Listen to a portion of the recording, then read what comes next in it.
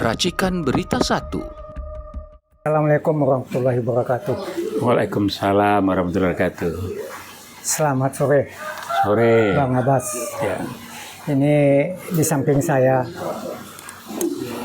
ada, kalau saya panggil itu Bang Abbas Taha, seorang aktivis tanam manam, akademisi, gerak dan yang aktif dalam pergerakan. Beliau ini mengamati situasi dan kondisi yang ada saat ini. Ya. Jadi kami ingin berbincang-bincang dengan segala pengetahuan, dengan segala ilmu yang ada. Apa sih sebenarnya yang terjadi di Republik ini? Kok gonjang-ganjingnya? Padahal kan Prabowo udah memberantas korupsi, sudah berusaha untuk, katakanlah, apa yang tidak dilakukan oleh presiden yang dulu sekarang dilakukannya. Dengan kerusakan yang dilakukan oleh Jokowi, beliau coba membenahinya. Tapi rakyat masih belum puas nih, sepertinya. Ya, kira-kira gimana, Bang? Baik, terima kasih Bang Buyung. Jadi pada kesempatan ini khususnya kepada netizen dan generasi muda, di mana generasi muda ini yang merupakan bonus demokrasi yang 60% lebih, yang di dalam pendekatan, di dalam pembangunan ini sangat dominan, yang akan berkontribusi terhadap suksesnya pembangunan kita ini. Nah, tadi dipertanyakan masalah kondisi kekinian dari aspek ekonomi, gonjang-ganjing politik, pembangunan, dan lainnya. Jadi, sebagaimana kita ketahui, Prabowo Subianto saat dia dilantik, dia mendeklar beberapa poin utama. Pemberantasan korupsi, keberpihakan kepada rakyat, terbuka dan maju. Ya, jadi terbuka dan maju. Sehingga dia bilang kalau perlu koruptor itu dicari sampai ke Antartika, ya. Nah, ini jadi bahan guyonan bagi generasi muda. Di depan mata aja banyak koruptor, kok nggak pada ditangkepin gitu ya. Nah, kita lihat kondisi yang terakhir sekarang ini. Orang yang dekat atau pernah dekat dengan Jokowi, yang tanda kutip katanya Japisus, ini telah melakukan sesuatu pada era kepemimpinan Prabowo ini. Bukan itu terjadinya sebelum? Tidak. Jadi yang sekarang ini, ya sebelumnya itu diindikasikan bahwa Jampitsus ini mantan itu orang dekat dengan Jokowi. Namun sekarang ini terakhir melihat dinamika yang ada, rupanya telah melakukan pengambil alihan sawit, soal tambang dan sebagainya, sehingga diperoleh hampir 300 triliun lebih, ya. Dan dengan itu ditangkapi para koruptor ini. Jadi sekarang orang bertanya, ini siapa sebetulnya Jampitsus ini? Oke, kita tinggal itu dulu. Kita lihat di dalam proses penangkapannya, kemudian kondisi yang ada, naik turun saksi, tersangka, dan seterusnya. Setelah itu sekarang redup. Tapi setidak-tidaknya apa yang dijadikan Prabowo bersih-bersih itu sudah dilakukan. Namun bagi Prabowo ini masalah berat. Ini adalah luncuran dari masa lalu, luncuran dari Orde Lama. Ya, apa luncuran Orde Lama? Ya, adanya dulu itu Nasakom waktu Bung Karno. Walaupun Bung Karno itu bukan komunis, ya, tapi untuk steady-nya kepemimpinan itu dia rangkul. Tapi itulah yang membuat dia jatuh dengan ditolaknya Nawaksara pada saat pertanggungjawaban itu. Jatuh beliau. Nah, kemudian meluncur pada Orde Baru. Di Orde Baru juga tidak bersih amat, tidak ini amat, ada kurang, ada lebih. Namun Soeharto bapak pembangunan. Soeharto itu adalah yang artinya melumpuhkan kegiatan komunis di Indonesia, khususnya PKI. Nah ini tidak, bagi umat Islam senang, karena apa? Komunis itu ateis, tidak bisa sejalan ya bersama umat Islam ini. Nah, berjalan lagi kepada eranya Gus Dur, era Bu Mega, ya Habibie, kemudian SBY dan seterusnya. Yang namanya dunia usaha dan bisnis ini China, Taiwan. So, Chinese ini ada dua ini. Chinese komunis kapitalis, Chinese ya yang liberal. Nah, ini berinduk dia ke Amerika ini. Tapi mereka pemainnya utamanya ini tetap mereka. Yang Dan melakukan ini, mereka ya. ya mereka, karena memang pada zaman penjajahan terus Cina ini dan Arab itu warga kelas 2. Ya. Cina mengatakan, ya enggak, sungai Yangtze yang itu adalah tidak bisa kami tinggalkan. Sedangkan Arab mengatakan kami adalah pribumi. Itu bedanya statement daripada kakek Anies Baswedan. Nah, kita lanjut. Kita lihat dari segi sosial dan budaya. Sebenarnya sekarang sudah rapuh. Muncul LGBT dan sebagainya, diabaikan. Muncul alim sesat. Kemudian ada pengajian-pengajian di stop. Nah ini adalah ciri-ciri yang dilakukan pada awal-awal komunis bangkit setelah dilumpuhkan oleh Belanda. Jadi Belanda itu pernah ya mematikan komunis di Indonesia yang dibawa oleh Sneville pada tahun 1920 yang dibentuk di Semarang, SDV namanya. Nah kemudian tumbuh berkembang ini, wah luar biasa mereka kuatnya, sehingga berani melakukan pemberontakan pada tahun 48. Nah dalam hal ini Tan Malaka tidak sepakat, walaupun Tan Malaka lah anggota Komite Komunis Internasional yang diberi tanggung jawab untuk Asia Tenggara ini ada ini. Nah kemudian beliau membentuk Murba karena sudah tidak sepaham. Sedangkan Musso mendeklar Republik Soviet Indonesia. Nah, jadi kalau pada tahun 48 anak cucu mereka itu umurnya sudah 65 sekarang. Seumur kita lah ya. Ya, kalau kita anggap tahun 65 Gestapo yang dilakukan oleh komunis ya, IDCS, mereka sudah berumur sekitar 50-an, berarti sudah 3 generasi muda turun. Dan inilah yang dibina oleh Rewang CS. Dan kemudian Luhut Binsar pernah mengadakan ya semacam konsolidasi ya. Tapi hebatnya Jokowi yang menyatakan tidak akan memberikan maaf setelah mengeluarkan 3 peraturan. Tak maaf, memberikan kompensasi. Apa ini sesungguhnya dan siapa sesungguhnya Jokowi? Beredarlah isu Jokowi itu turunan Gerwani, anak PKI dan sebetulnya. Tapi yang jelas dari era ke era ini, era Soeharto juga totalitarian, tapi ekonomi baik, suasana pangan dan seterusnya. Nah pada era itu dan tahun 50-an, ayah Prabowo ini Sumitro adalah merupakan arsitek keuangan dan perdagangan. Dia buat yang namanya Benteng. Nah, Benteng itu adalah program bagaimana pribumi ini secara bertahap bisa masuk di dunia secara bertahap. Tapi ini dihambat terus. Tapi berupaya. Yang hambat siapa tuh? Yang hambat ini Konglo sama yang hitam-hitam ini. Ya, penjilat-penjilat apa yang mementingkan diri sendiri. Dan kemudian komunis.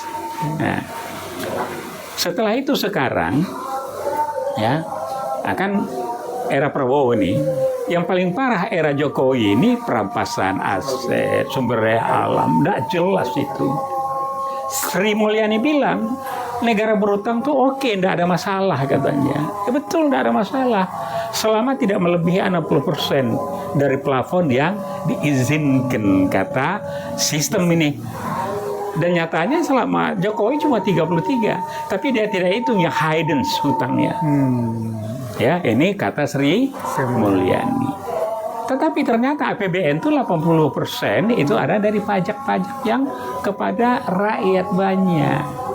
Lah mana hasil dari sumber daya alam yang bertontonase itu? Lenyap aja gitu. Nah ya. Nah ini sangat banyak sekali lepas dari kontrol sehingga dengan underprice ya kemudian. Nah kemudian Prabowo melakukan suatu sikap dibangun di tentara, dikumpulkan seluruh aset di sana, kemudian dia menjadi semacam lembaga investasi. Nah kemudian dideklar bahwa ekspor harus satu pintu. Nah mulai kelabakan ini. Kemudian kalau dikontrol tonasenya, dikontrol underprice dan sebagainya, hilanglah kesempatan. Nah dihajarlah Prabowo ini oleh kelompok ini. Nah varian ini ya, varian itu maksudnya siapa saja itu. Pertama, mereka yang merasa dirugikan, konglo dan pejabat tertentu yang takut. Yang kedua, oligarki.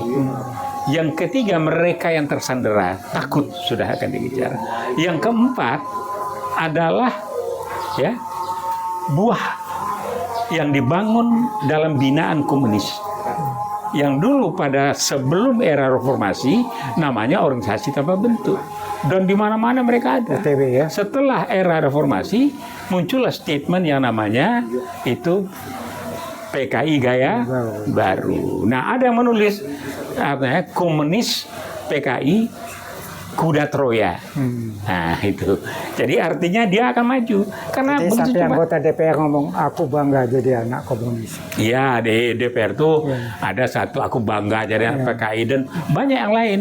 Karena waktu itu pendekatan PKI gaya baru itu yang sudah sekian level ini, mereka itu masuk, ya, mereka menjadi ya Marxis nasionalis. Oke, ngomong-ngomong, Ya, apakah keputusan presiden tentang penggantian apa ya uang buat anggota DPR iya udah dicabut belum? kompensasi. Ya kompensasi di beberapa daerah dicabut nggak? Udah dicabut belum sama Prabowo? Kalau gitu mereka dapat gaji dong, dapat kompensasi. Iya kompensasi lah. Cuma yang melaksanakan katanya ada beberapa daerah gitu ya. Nah, ini tidak terpantau terus karena kita lagi fokus nih bagaimana yang anak haram konstitusi ini ya dilengsarkan, Jokowi dikejar korupsinya, kemudian juga pertanggungjawaban lingkungan ya, kerusakan yang luar biasa selama era beliau. Nah ini agak turun, tapi ini mesti mulai Karena Jokowi banyak loh yang bisa disangkakan kepada penipu, ya korupsinya. Kita ditipu terus sama dia. Ditipunya tuh nggak main-main. Masalah mobil SMK, ya itu kan penipuan yang jelas-jelas itu. Bu, coba menurut Abang gimana tuh cerita? Jadi ciri-ciri itu ada. Ciri-ciri akan datang satu masa pemimpin yang pembohong datang dalam pendekatan Islam ya. Nah, ternyata iya muncul itu Dajjal. Coba bayangkan 4 menteri yang tertahan bilang semua store sama Jokowi, tapi enggak juga dijalanin. Kenapa? Nah, ini tentu beberapa petinggi, terutama lembaga-lembaga peranata hukum di kita ini sudah dikuasai. Ya, beberapa lapis. Nah, jadi yang penting itu adalah kita tidak boleh mensuarakan. Karena sekarang apa?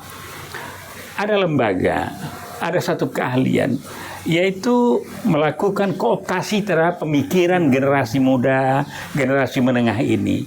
Bahwa sekarang ini Indonesia sudah berat sekali, sudah di pinggir kehancuran.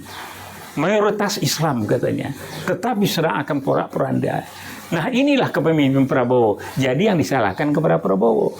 Padahal yang namanya ide, gagasan, program, pelaksanaan, evaluasi itu satu mata rantai tidak terputus. Dan Prabowo itu dibebani permasalahan luncuran tadi, terutama luncuran era Jokowi ini. Jadi Prabowo yang nyebokin. Nah, bahasa gaulnya nyebokin, bersihin piring ya. Nah, tetapi sekarang bagaimana? Kalau dalam Islam itu ada namanya gauzul fikri, perang pemikiran. Nah, kita harus bisa mengembangkan literasi supaya generasi muda itu memahami apa sesungguhnya yang terjadi. Lihat fakta, lihat data. Karena apa? Yang namanya campaign itu sudah sejak zaman Hitler, ya. Yang jelek itu dipompa terus, itu dikatakan bagus. Jadi bagus. Jadi bagus ya. Cuma juga sekarang Pak Oga dikenal dengan cepek kan? Cepek. Nah, sampai sekarang kan, dan itu belum hilang. Karena apa? Terus. Nah, kemudian ada lagi Bisa. Lakukan terus. Nah, Jokowi sederhana banget. Tetapi beberapa tokoh mengatakan bunkernya itu luar biasa. Nah, ini dari beberapa ya yang beredar ya di media digital gitu. Ah, begitu ini. Jadi kalau kita simpulkan dari segi ekonomi rusak, tapi sedikit perbaikan, dan Prabowo sudah membuat program, hanya beberapa korumnya di degradasi ya. Nah, kita menyampaikan apa yang benar dan apa yang kita tahu. Kemudian dari sosial budaya, LGBT itu dikembangkan. Yang dikejar itu adalah daerah-daerah yang kuat agamanya. Sumbar termasuk kena itu. Kena ya. Ya, lama program sedemikian rupa, rame. Nah, kemudian di Jawa Barat, ya, Jawa Barat rame nih. rame sekali. Nah, kemudian sosial budaya, ya. Kemudian masalah pembangunan. Kalau dulu pembangunan itu infrastruktur dibuat jalan raya besar, tapi jaringan jalan-jalan yang masuk ke tempat sumber-sumber penghasilan pertanian sebagainya enggak. Nah, Prabowo melakukan itu sekarang. Tapi yang dimunculkan jeleknya aja, gagalnya aja gitu kan. Nah, jadi kita lihatlah ya. Kita lihat nanti di penetapan partai politik ya. Yang lolos untuk ikut pemilu, setelah itu pemilunya apakah partai-partai yang dianggap keras atau lawan dari pola pikir Jokowi ini. Jadi bagaimana, nah ini ahlinya nih Bang TB ini, Taufik Baudin, masalah mindset ya, pemikiran. Tadi abang ngomong tentang partai politik. Apa yang kita bisa harapkan dari partai politik? Ya begini, politik adalah seni, arts. Partai politik adalah wadah, mencari kekuasaan melalui permen, melahirkan undang-undang bersama eksekutif.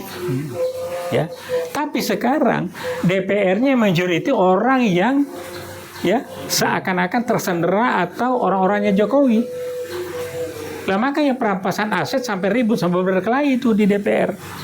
Jadi betul nih kata Gus Dur, itu orang TK itu DPR tuh. Sekarang lebih parah lagi. Perampasan aset tidak bisa gol, ribut mereka. Udah berapa tahun ya? Ya, dan itu era Prabowo lah. Koruptor besar yang ditangkap era Prabowo lah. Dulu kan pernah dihebohkan Adi Sosono terhadap kredit macet waktu dia membuat koperasi kan. Koperasi Adi Sosono yang jalan sekarang itu adalah peraturan perundangan menyangkut basic dasar daripada fondasi suatu koperasi. Inilah keberhasilan di sana. Walaupun kredit macetnya besar, tapi saat itu Edi Tanzil korup 1,3 lari ke luar negeri lebih besar satu orang. Sedang kredit macet Adi Susono tidak sebesar itu. Ya, tidak belain yang salah tetap salah, tentu harus ini. Oke, jadi menurut saya penegak hukum di Republik juga harus dibenahi. Oh, iya, penegak hukum itu kan ya sebetulnya apapun sistem, kalau penegak hukum itu kan terletak pada orangnya. Orang itu ada kolbunya. Kalau kolbunya tidak ikhlas, kotor, ya tidak bisa. Nah, jadi ini perlu ya untuk dibersihkan. Kalau Rasul dulu kan Isra Mi'raj ya. Kemudian dipertanyakan oleh kelompok orang, kok bisa ya tahun cahaya sekian kok bisa. Tapi sekarang baru mereka mulai percaya orang-orang tersebut. Sama juga dalam Al-Quran itu sudah ada api dan gunung besar di lautan yang dalam. Rusia melakukan dan ternyata jumpa itu. Dua air tidak bertemu.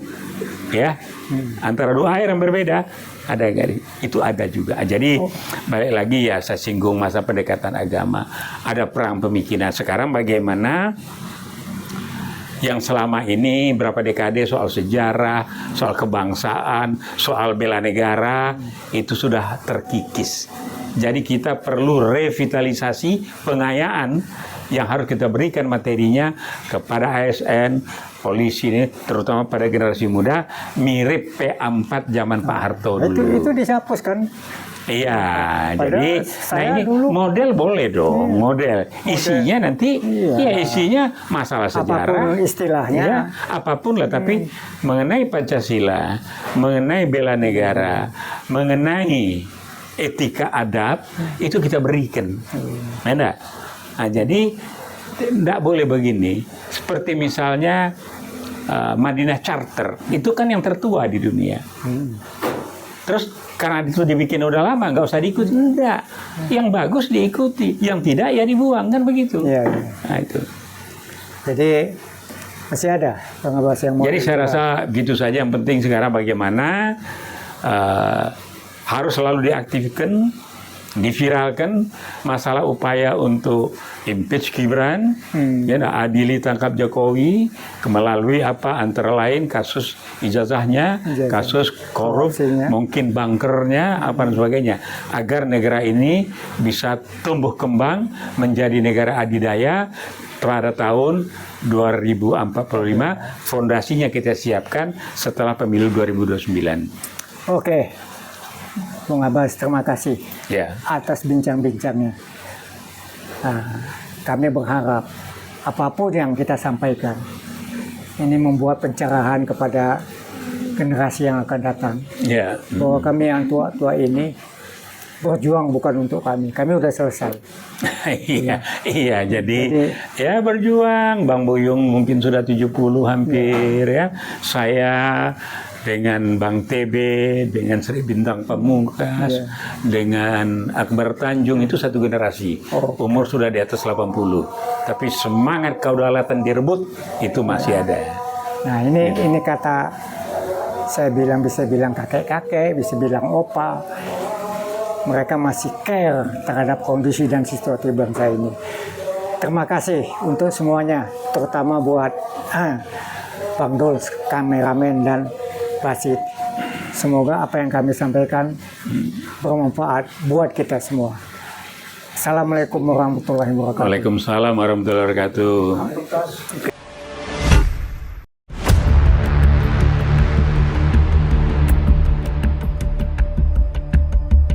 Racikan Berita 1